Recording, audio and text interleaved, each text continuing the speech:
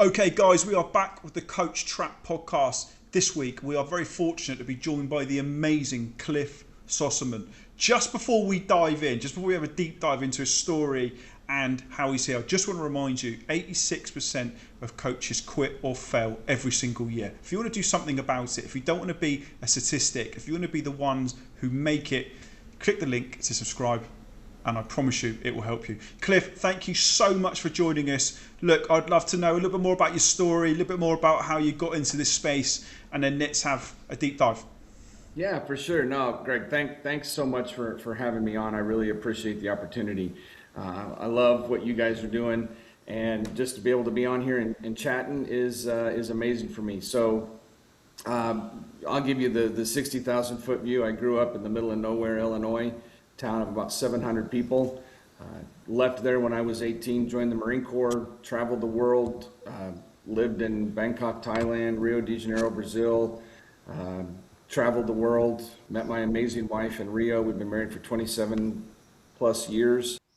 Two sons, moved to Dallas, Texas, and yeah, that's just kind of how we got down here. And just the way that I got into what I'm doing now is through a series of life failures and having a higher power, I'll say that, guide me to what I'm doing now. And it all started, what I'm doing now all started with me trying to find sense of purpose. And I can go into that more if you want, but it's when you're in the military, you have a sense of purpose, right? You have a community, you have a camaraderie, you have a set mission, and there's when you leave the military, though, that all kind of goes away. The daily activities, the structure goes away, the community goes away, and the mission goes away. And so for a lot of us, especially for veterans, it gets to be trying to figure out what's next. You kind of feel like Ricky Bobby. You don't really know what to do with your hands, right? You're kind of stuck, not knowing what the next thing is. And so I decided to sit down and write about it, and to sit on my tailgate of my truck and just have a conversation with the folks out there.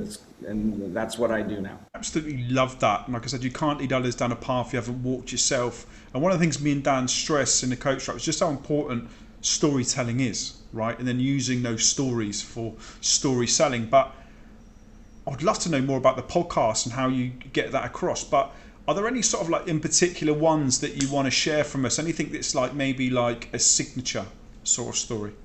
Yeah.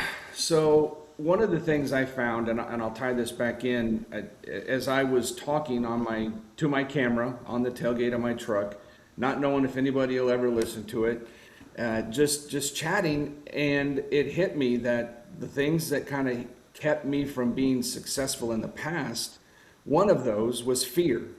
And it was the fear of failure, the fear of rejection, and the fear of success.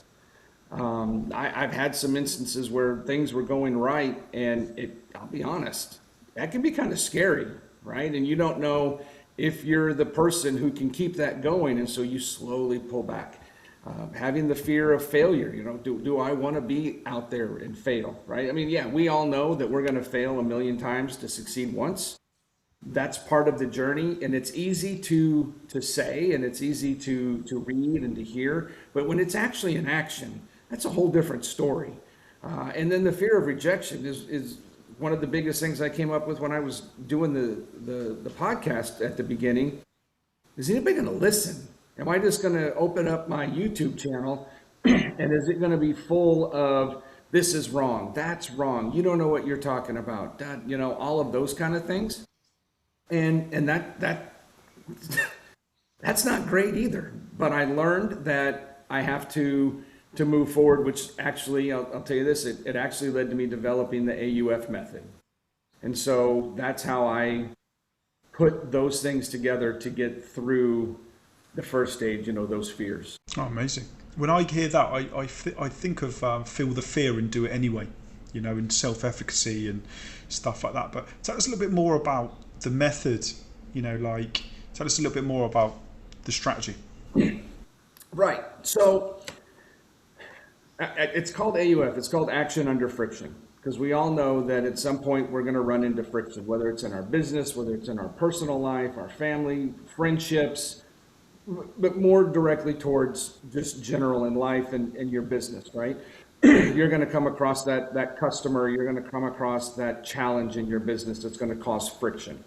Well, the action under friction actually translates into acknowledge, understand, and move forward anyway.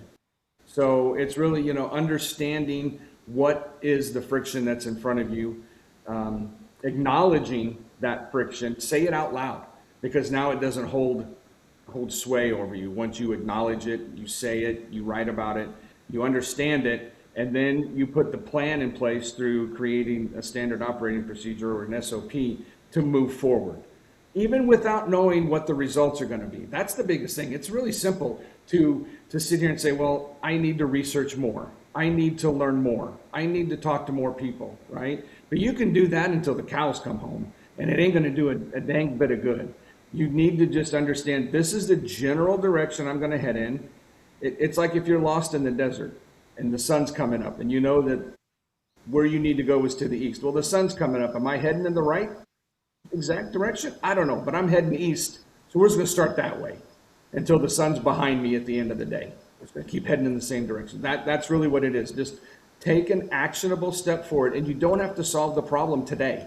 And it's not going to come to a conclusion today. It's break it down into its smallest finite point, whatever that may be, and just take one action, one step forward. Absolutely love that. What that makes me think of is something called eustress, right? The idea that actually some levels of stress are good. Actually, your best work is completed under stress, under some levels of stress, right?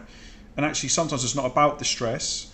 It's about how you process it, how you organize it, SOPs, plans that you can have to manage it, right? Which is great. So I reckon we can have a great chat about systems, right? Why systems are so important to business, especially, right, the sort of people that we work with, small business and coaches. And before we come on, we're talking a little bit about James Clear, right?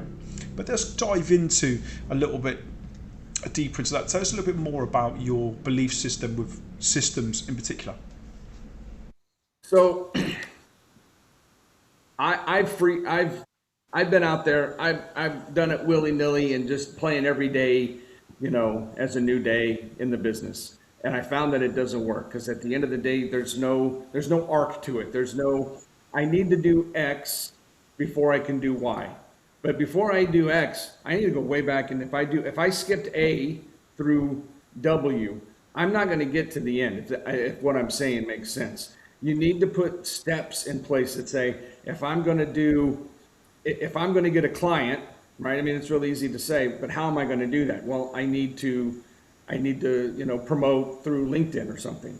Okay, well, now I need to write something. Well, now I need to make sure it makes sense. Well, before that, what am I coaching about, right? So putting something in place that creates a standard procedure that every time I'm doing this task, or every time I'm looking at my KPIs or I'm building my KPIs, I got to do this, then this, then this. I have to do A, then B, then C.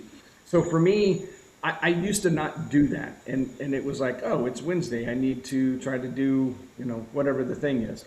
And I found that if I have created, well, okay, let's open up our binder, which I have on my desk, a binder that tells me, Mondays I do my executive meeting, and then I go into podcast development, and then I go into LinkedIn and da. If I don't have that set of things, I can forget. I don't follow the same path. I'll have a different result, and then I don't know if it's my content. Is it what I'm writing about? Or is it about because I didn't do the same thing I did last week, right? And it helps you create a standardized reporting if you have standardized procedures. And you'll understand once you get to that point what works and what doesn't. If you're doing it different every time, you're never going to know. And that's going to create mixed results. It's going to create frustration. It's going to create friction. And then you're going to you have a whole nother set of problems. That's a really good one. Dan, that sort of reminds me of cognitive avoidance, right? Like when people procrastinate, right? We see this a lot, don't we, in terms of outreach or DMs or creating content or follow-ups or what we do, right? I imagine there's so many ways that we can go here with Cliff. But what's your thoughts when you hear something like that? And putting systems in place. Implementing intentions. Right. If you do X, then you achieve Y to sort of get over procrastination. Yeah, I feel like so many coaches, it's ironic because so many coaches could listen to this message and actually they need it because they're coaching others, but they're not really thinking about themselves and what they're doing. I mean, I was just thinking when you were speaking, Cliff, I met someone a couple of days ago, a coach who paid about just under £1,000 for a sales course on how to sell online and stuff like that. And after a little bit of digging, I realized that they hadn't even got any leads. They weren't even doing any sales calls. So it's like, why are you focusing on that? Why are you learning this when you haven't even got the leads in? So yeah, I mean, it's ironic that coaches need to listen to this as well. I'll tell you guys, if you look up my name in the dictionary, right next to it is the word procrastination, right? That was my big thing. And I'll tell you, it comes down to two things. It comes down to, I feel like I work better under pressure, so I wait till the last minute, which really is crap. It's not true. But the other part of it is it's things I don't want to do.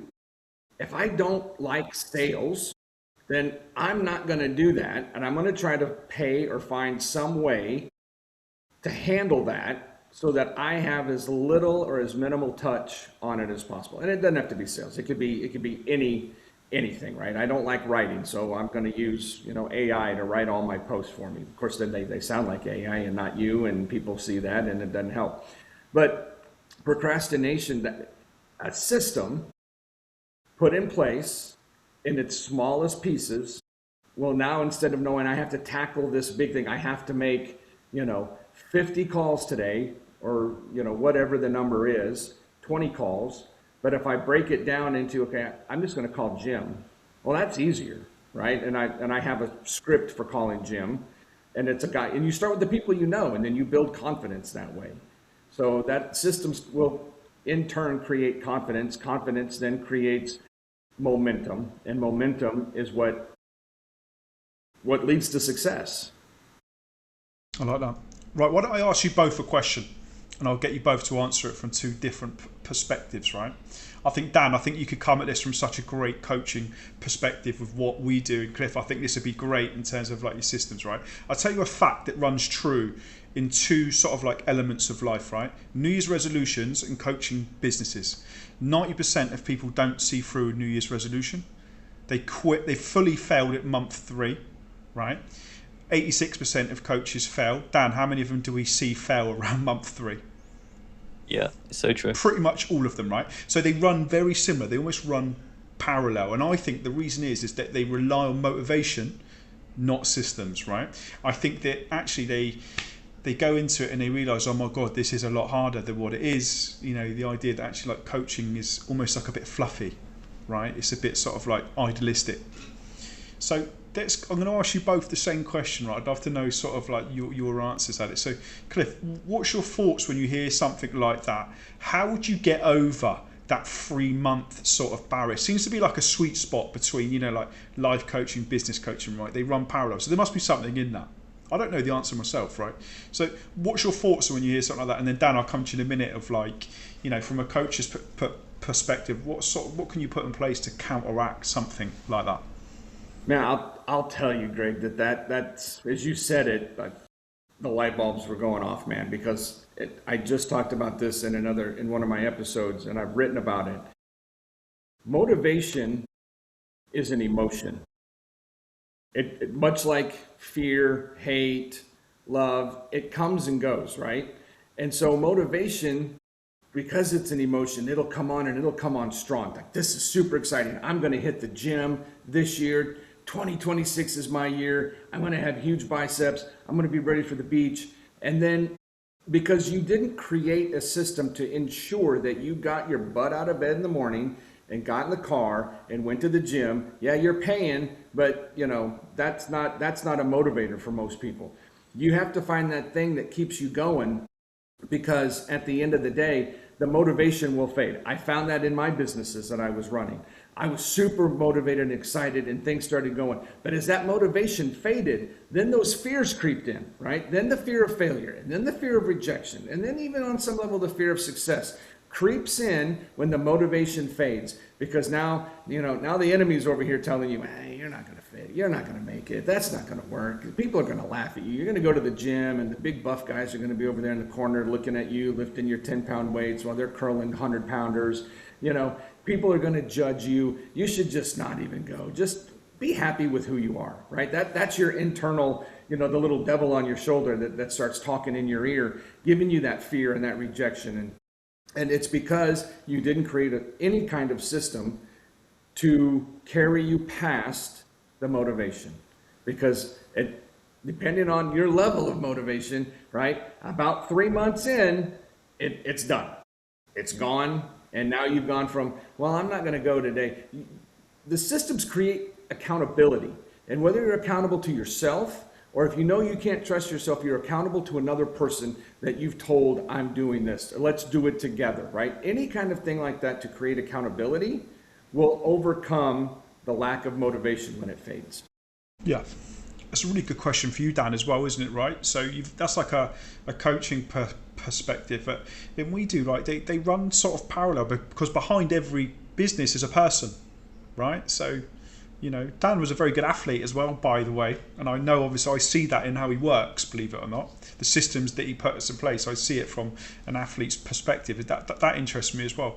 But Dan, what's your thoughts on that sort of question, right? That 3-month gap when motivation fades in system from a coaching perspective? Yeah, I mean, I think the reason most of the coaches will quit after 3 months is because they don't really have the big purpose, as Cliff said at the start. They don't know really why they're doing it. They don't know why they should be posting content. They don't know why they should be reaching out to people, and it's not really something that they want to do, so they don't do it. Whereas if you reframe it as, okay, I'm not trying to sell at these. I'm not doing it from a selfish perspective. I'm trying to help more people. And I think that's the biggest reframe that we've seen that has helped coaches actually go on for way longer because there's that purpose behind it. And a lot of them don't even know where to start. They don't know how to do it, which is just extra friction to doing it. So they just don't bother. But if they got that purpose behind it, they're going to go through the friction to get it done. It's a good point. It's a good point. Cliff, I've got a good story for you, and I'd love to know your thoughts on this, right? When me and Dan started this from the coach, right? So Dan blew up my own business, right? But when we started working together to help other people, you got to watch the sales calls and the interaction behind it. And Dan, one of the first questions that I want to ask people before they come to work was, I want to know about their life. I want to know if they've got children. I want to know if they want to save for a house. I want to know why they're doing it, right? And I'd almost use it against them when I Dan, right? If they back out of a call, or if they, things maybe, why are you doing this for a bigger reason than you, right? So even I can relate to that in my own business. For me, it was all about location freedom and my wife, right? Even two much bigger things than myself, right? In terms of that. But Cliff, what's your thoughts on, what you know about systems, but like using stuff like that accountable to someone, right? When the motivation fades, so when things get tough, that they can, almost get them to go on a little bit more. I'm thinking like David Goggins style or something a bit like that. What's your thoughts when you hear something like that? David Goggins is amazing, and that is a man who he's got it figured out when it comes to creating accountability. I mean, when you can do that, what was it? He ran 100-mile. I can't remember what they call it, endurathon or something, where it's 100 miles, but when he finished, every bone in both of his feet was broken, but he just kept going anyway. That's mind over matter, right? And that's having the ability to say, if I don't mind, it don't matter, and just carrying on. But to that same point, creating the systems and to create accountability. That's what I did. I don't necessarily have an accountability partner. I mean, my wife is there, and I tell her I'm doing this, and then she'll ask me a day or two later, "Did you do that?" And I'm no, I didn't. Her, right? and I don't want to have those conversations like, "Why didn't you do that?" So part of my thing with my systems is that I know that I have to do it, right? I didn't do it this morning, but generally every morning I write 500 words, just about whatever's on my mind, just to do a couple of things. Number one, to just get in the habit of writing, to be a better writer. I want to write a book. And that's how this whole journey actually started. And so to do that, to write a book, well, as I was thinking about, I'm like, well, if I write 500 words, that's, what is that? That's 1,000 words a week or 200 words a week. If I do it Monday through Friday, right? That kind of thing. And eventually I'll have a book that it'll be all over the place. But creating accountability to myself, and one of the things I told myself is I can miss a day, right? It's not like this is running my life, but I can't miss 2. So I know that if I'm supposed to do X, Y, or Z, I can miss today, but I can't miss tomorrow because I need to make sure I'm doing it. And that's just to myself. And now I know that that's not a thing for everybody, because I used to be the guy who's like, whatever. Maybe I'll do it, maybe I won't. So at those points in my life, that's where I needed somebody who's like, hey, did you do this? Having a mentor, having somebody like you guys that people are accountable to, because you're in a position and you're in a spot to be like, hey, if you want to do this, you have to do this. Did you do that? No. Well, now I can't help you to do the next thing because you didn't do that. So let's go back and let's do the other thing, right? And I'm talking in very generalities because it could fit on anything, right? It can be athletes, it can be doctors, it can be accountants, right? You need to, you can't balance the month-end books for your business if you didn't put any of the receipts in. So, it's about doing the little things along the way that may seem tedious, but if you break them down and do it that way, it makes the whole process move smoother. I love that. Dan, I've got a question for you, right? And then I think this will feed well both into you as well, Cliff. So me and Cliff have got a similarity. We've got something in common. We both run a podcast, right?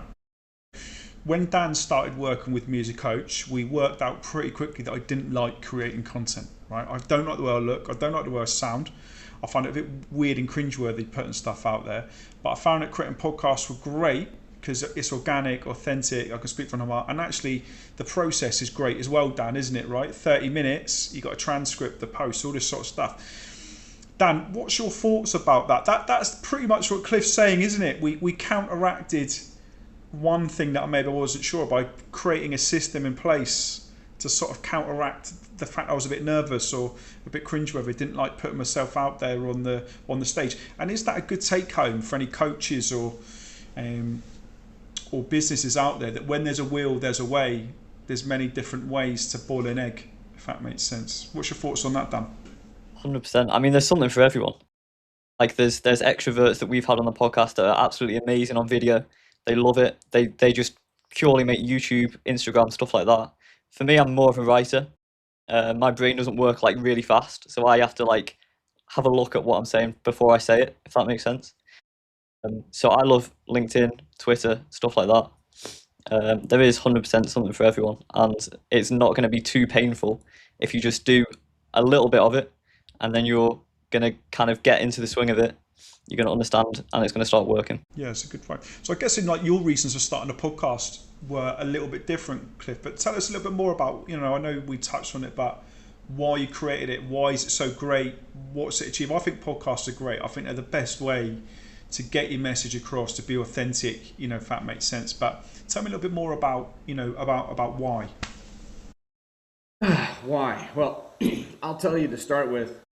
When I decided to do it, here's what I did. Is long story short, I was unemployed, and I'd had this idea when I was running the veteran nonprofits that I talk to people all the time about purpose. I talk to groups of veterans, one-on-one with veterans, veteran service organizations, and the theme was always, finding a sense of purpose, because when we were in the military, we had a sense of purpose, and when we left, we didn't. And it was refinding that, right? Finding out what your purpose was. So back in like 2017, I had this idea, I should write a book about purpose and about all the things I talk about. It sat in the back of my mind. I was unemployed. In 2025, my wife's like, why don't you just start writing that book? And I'm like, that's a good idea. So as I'm starting to write this book, having no idea what I'm doing, realizing I'm talking in circles, and realizing that this was way harder than I thought it would be, I was like, okay, if I'm going to write a book, then the whole purpose behind it is to have authority for a speaking career, which I've launched. Okay, so I'm going to speak, and I'm going to write a book. People are going to buy my book. It's going to be great. Well, how do I promote the book? I should probably use social media to promote the book. How do I grow social media? I should do a podcast. Never listened to a podcast in my life. I'm the older generation. I know, like, my brothers, I have brothers that are 14 and 15 years younger than me. And that's all they do. They get in the car and they put on a podcast and they drive wherever they go and they listen to podcasts. I'm like, no, I'm listening to music. That's just how I grew up. And so I never really understood the idea of podcasts, never really got into it. So I started doing some research, and then that's really how I got into it. And I said, this would be a great way for me to flesh out ideas. So what I would do is I would write an article, post it on Substack, and then I would do a podcast based on the article I wrote. And that's how a lot of these ideas actually fleshed out, was me coming up with a general idea, sitting down in front of my camera. And it was like, it wasn't me, right? These ideas just popped in my head, and then I just ran with them. And then afterwards I would grow on it, which is, all the things we've talked about today came from sitting on my tailgate, talking about, life, talking about what started off as purpose and now has really dove about 7 layers deep, into, executing, pressure, friction, motivation, momentum, and all of those things. So really, to bring it back to a surface level, the idea behind that was for me to just learn and do something that I was not comfortable with, because I know that a part of this whole journey is that if we're comfortable, we're not moving. And so I have to get uncomfortable doing things that I'm not good at, doing things that I don't think I can do, much like you said, Greg. I didn't like the way I looked, I didn't like the way I sound, and those kind of things. But I know that in order to grow, I have to do things that are uncomfortable. And so that's my life now. It's pretty uncomfortable all the time. But I know that's taken me someplace that if I was comfortable, I would just be sitting on the couch watching World Cup games all day, eating a bag of chips. So now I sit in front of my computer with it on the TV in my office, but I'm writing and I'm podcasting and I'm searching for speaking gigs, and I'm reaching out to different podcasts like you guys, and it's amazing to be able to get on here. This is probably the 5th podcast I've done as a guest, and the first 2 or 3, I was a nervous Nilly. I'll tell you, I was like, man, I don't know if I can do this. I don't know if I can talk for that long. I don't know if I'm going to be able to answer their questions. And I'm probably still not answering your questions the way that you want, because I have a tendency to ramble like I'm doing right now.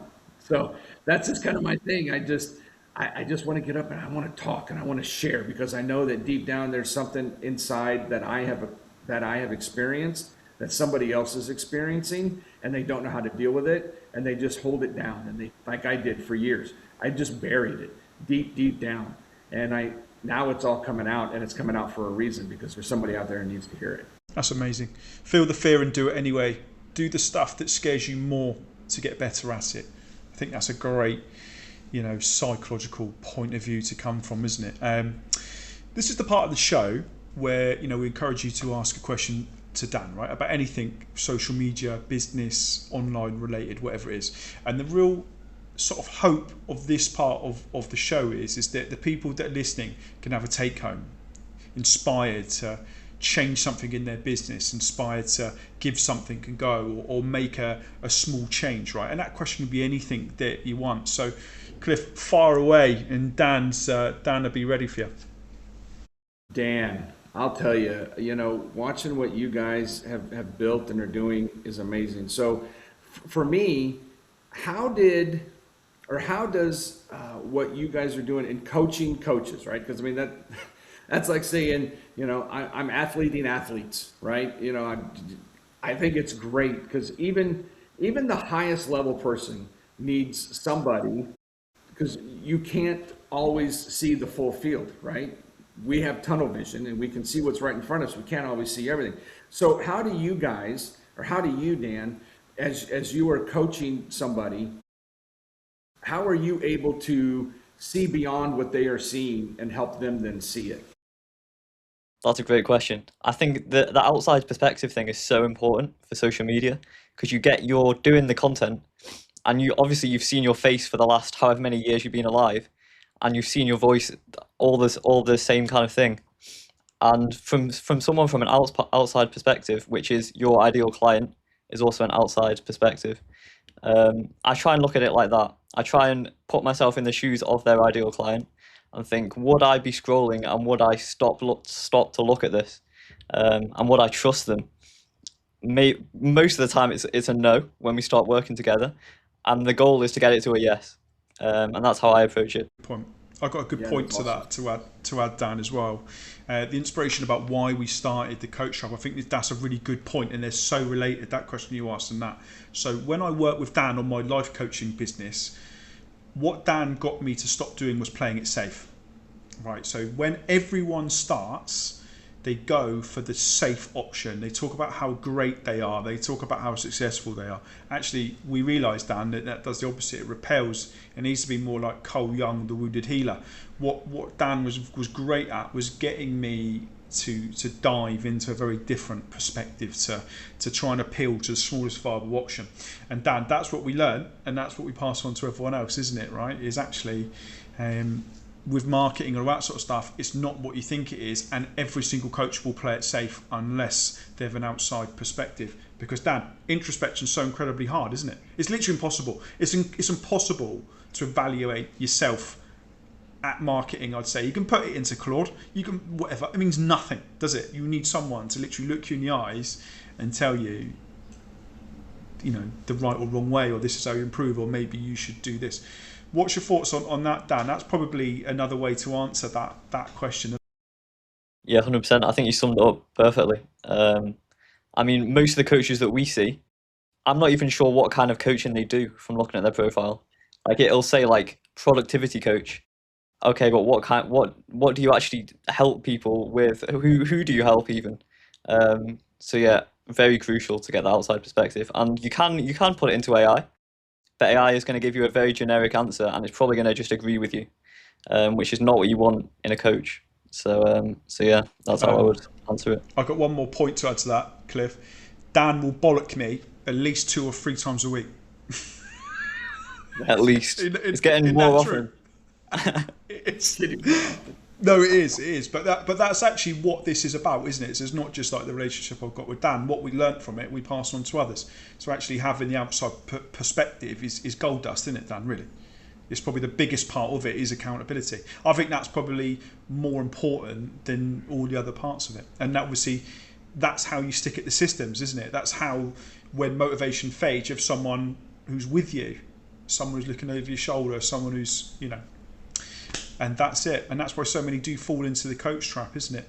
Cliff, tell us where's the best place to find you and where's the best place to find your podcast? So I'm on all the audio platforms, Spotify, iHeartRadio, Apple Podcasts. It's just Tailgate Chat Podcast. I'm on YouTube, Tailgate Chat Podcast. I'm really easy to find if anybody wants to reach me. I am literally the only Cliff or Clifford. My real first name's Clifford, so I'm the only one in the world. So if you just go to Google and you type in Cliff Sosamon, I'm the one who pops up on top. So there's tailgatechatpodcast.com. A little more about my speaking business is executionunderpressurespeaker.com. LinkedIn, it's just LinkedIn, Clifford Sosamon.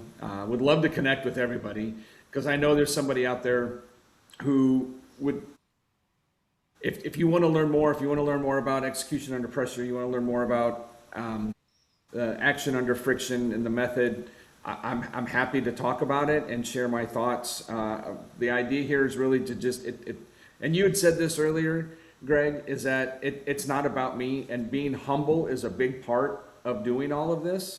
So when you go out and you say I'm a guru, or that's one thing I say up front when I'm applying for speaking, or when I'm talking at all, it's I don't have the answers, right? I have what worked for me. It may work for you, it may not.